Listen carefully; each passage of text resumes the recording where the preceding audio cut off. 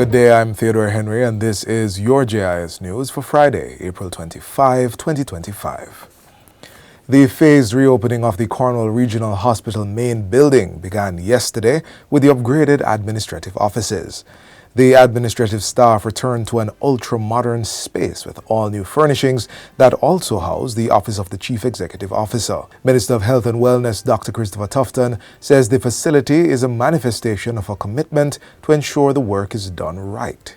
We have taken the necessary time, allocated the required financial resources, and engaged the appropriate expertise to comprehensively and sustainably address the rehabilitation of one of the country's main hospitals.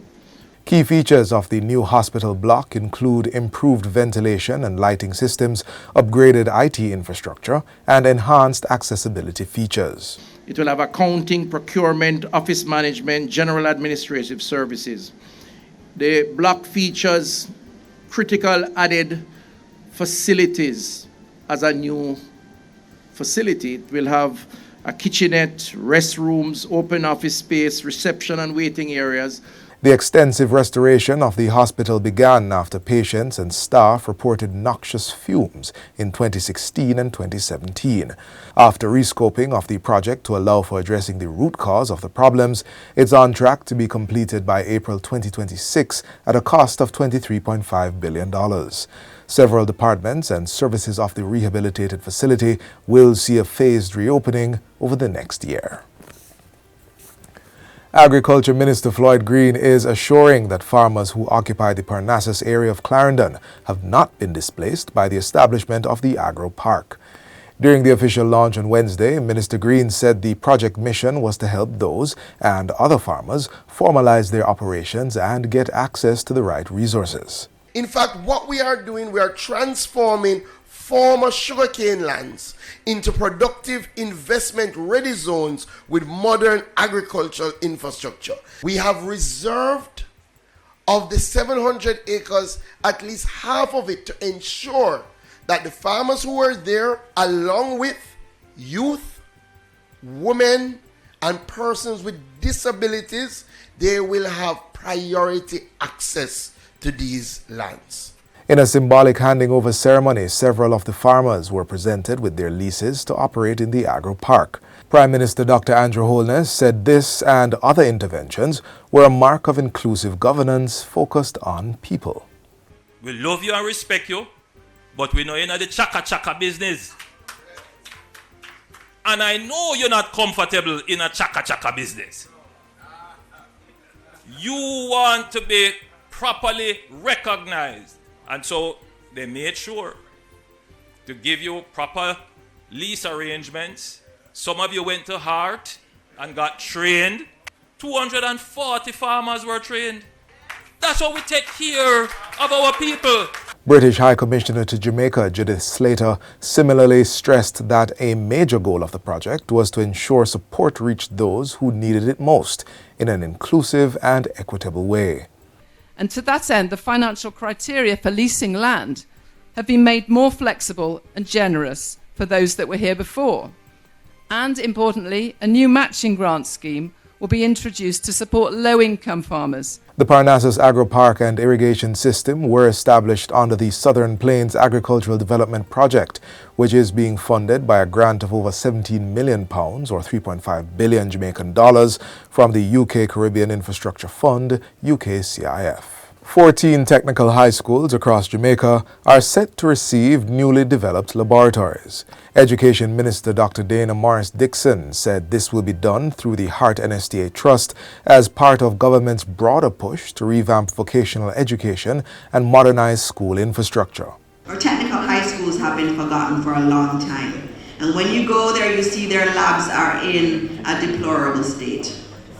And so what we've done is to, through Hart, develop labs for our 14 schools. And we're in the process of finalizing what lab each school will have. But technical education is critical for the future.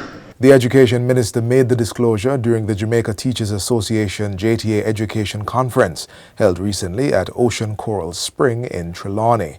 She also highlighted that the government was improving internet access in rural schools through a partnership with satellite providers Starlink. What we've done is to partner with Starlink so that we can use satellite technology to deliver the internet to schools in rural areas. And so several schools have gotten it and more will be getting it throughout the course of this year.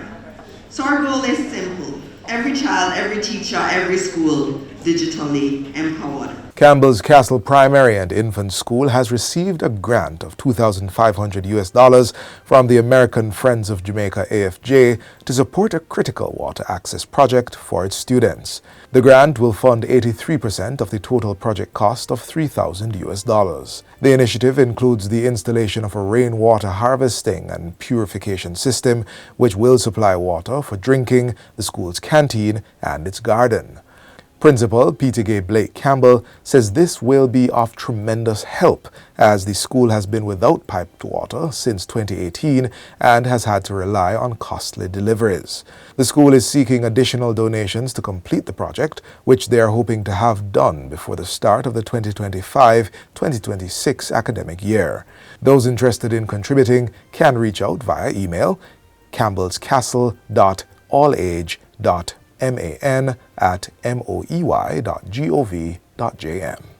The National Child Month Committee, NCMC, will be taking a firm stance against all forms of abuse of children, as it calls on Jamaicans to join in this mission, particularly in Child Month. Chairperson of the NCMC, Nicole Patrick Shaw, made the call during the recent launch of Child Month to be observed in May under the theme, Act Now, Stand Against Child Abuse and Exploitation. This theme addressing a pressing and heartbreaking reality that violence and abuse against children remain a critical public health and human rights issue in Jamaica. Based on the recent statistics from the crimes committed against children for the years 2020 to 2024 from the Statistics and Information Management Unit at JCF, 168 children between the ages of 0 to 17 were murdered. 1,439 were victims of rape, 2,576 sexual offenses, 351 shooting. She insists that if Jamaica is to achieve its development goals, we must do more to protect our children. Silence is a heavy chain that binds a child and cripples their prospects. The NCMC is pleading with you to act with us. Child Month will also serve as a vehicle to celebrate the resilience and brilliance of children, with activities starting on May 3 with a national church service at the Northern Caribbean University in Mandeville. Jamaicans will again be asked to wear sunshine yellow in celebration of National Children's Day on May 16. A national day of prayer will be observed on the 28th to pray for the country's children, and on Friday, May 30, the NCMC will distribute care packages to vulnerable families with primary-aged children. The slate of activities continues into November with the Youth Academic Achievement Awards and Youth Forum honoring students who have overcome obstacles to excel. The month of activities are the result of a partnership with the Ministry of Education, the Child Protection and Family Services Agency, and several non-governmental organizations and community groups. Grace Kennedy and the National Baking Company are the lead sponsors, and during the launch, KFC donated $1 million in cash and care packages to support the work of the NCMC. And finally, Minister of Sport Olivia Grange has assured Jamaica's team that recently returned from the 2025 Carifta Games that the government would continue to support them post the event, where they turned out an impressive performance.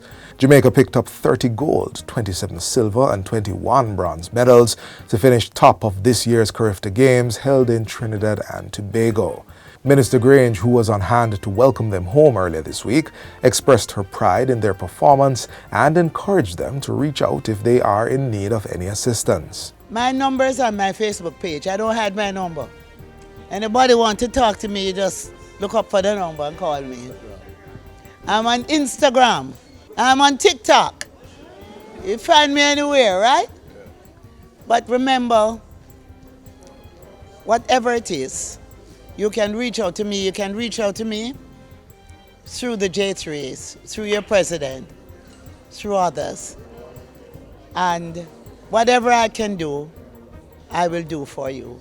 She reminded the young athletes that they were standing on the shoulders of others who came before and paved the way, while assuring them that they too could achieve greatness in the future. They have paved the way for you. And there are many athletes who have done tremendously well, who are now considered elite athletes. You can be as good, as great, or even greater. The future is yours. You just have to apply yourself, you have to be disciplined, and you have to reach for the stars. Nothing is beyond you. I know that. And that's it for JIS News today. I'm Theodore Henry. Thanks for watching.